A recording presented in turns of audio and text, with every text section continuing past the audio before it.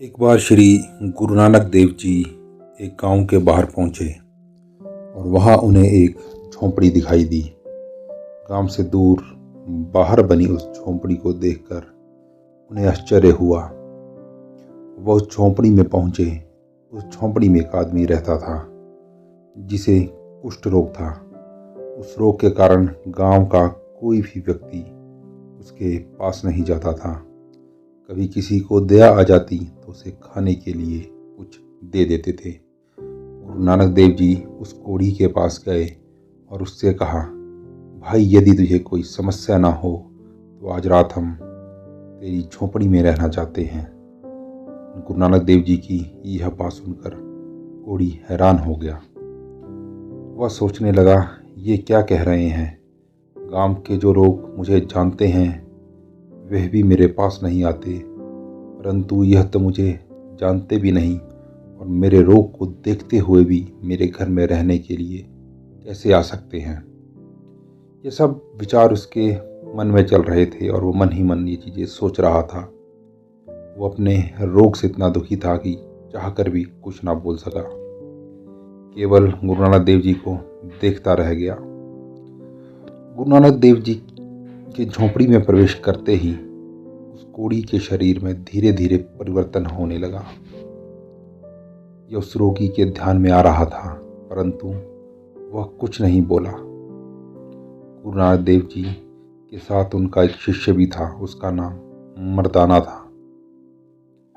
गुरुदेव ने उससे रबाब बजाने के लिए कहा और ऐसा कहकर वो झोंपड़ी में बैठकर कीर्तन करने लगे। रबाब एक प्रकार का वाद्य यंत्र होता है। कोढ़ी बड़े ध्यान से कीर्तन सुन रहा था। कीर्तन से पहले उस कुष्ठ रोगी के हाथ ठीक से हिलते भी नहीं थे, परंतु कीर्तन समाप्त होने पर वह सहजता से जुड़ गए। उसने गुरु नानक देव जी के चरणों में अपना माथा टेका। गुरु नानक देव जी ने उसे अपने दोनों हाथों में पकड़कर उठाया और पूछा, और भाई ठीक हो? यह गांव के बाहर झोंपड़ी क्यों बनाई है? कोढ़ी की आंखें भर आई। उसने कहा, मैं बहुत दुर्भाग्यशाली हूँ। मुझे कुष्ठ रोग हो गया है। मुझसे कोई बात नहीं करता। मेरे घर वालों ने भी मुझे घर से निकाल दिया है। मैं नीच हूँ, इसलिए कोई भी मेरे पास नहीं आता। उसकी बात सुनकर गुरु नानक देव जी ने कहा, तुम अपने आप को क्यों कोस रहे हो? नीच तो वे लोग हैं जिन्होंने तुम जैसे रोगी पर दया नहीं की और तुम्हें अकेला छोड़ दिया।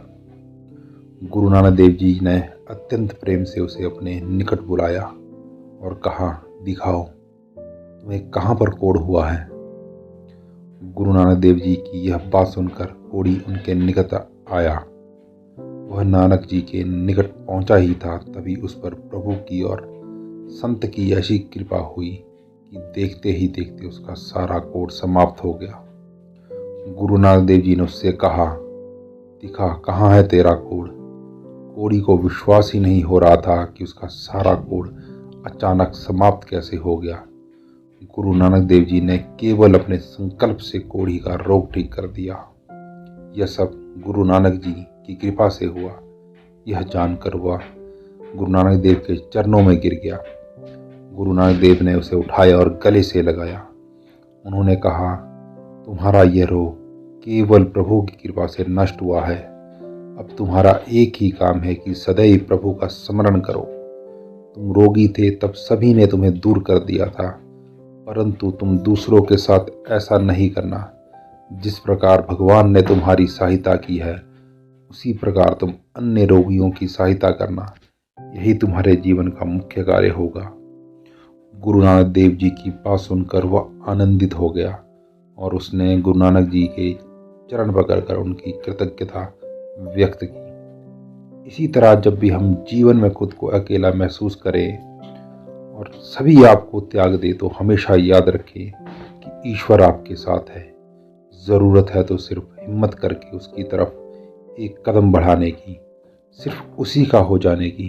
प्रभु को पाने का एकमात्र मार्ग है प्रेम।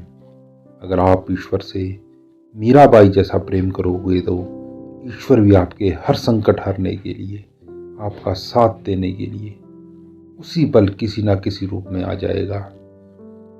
हमें किसी समर्थ संत की शरण में जाकर उनसे प्रभु मिलन का मार्ग जानना चाहिए। हर विचारधारा से ऊपर उठकर केवल मानवता के हित और ईश्वर को पाने के लिए कर्म करना चाहिए। नर से नारायण बनने की शक्ति परमात्मा ने हम सभी को दे रखी है। ज़रूरत है सिर्फ खुद को पहचानने की, अपने भीतर झांकने की। संत कबीर जी ने भी कहा है, मानुष जन्म नर पाई के चूके अब की घात, जाए परे भव चक्र में सहे घनेरी लात। कहने का अर्थ यह है, यदि मानव जन्म को पाकर भी हम ईश्वर मिलन के ऐसे सुनहरे अवसर को व्यर्थ खो देते हैं तो फिर पुनः जन्म मरण के चक्कर में पड़कर असीमित दुख भोगते रहेंगे। राधा कृष्ण जपते रहिए, हर संकट से बचते रहिए। जय श्री कृष्ण। ऐसे ही रोचक प्रसंग और कहानियों को सुनने के लिए आप हमारे चैनल को सब्सक्राइब कीजिए, वीडियो को लाइक कीजिए, ज़्यादा से ज़्यादा शेयर कीजिए और कमेंट सेक्शन में जय श्री कृष्णा ज़रूर लिखें। जल्द ही हम मिलेंगे एक नई प्रेरक प्रसंग और एक नई कहानी के साथ। जय श्री कृष्ण।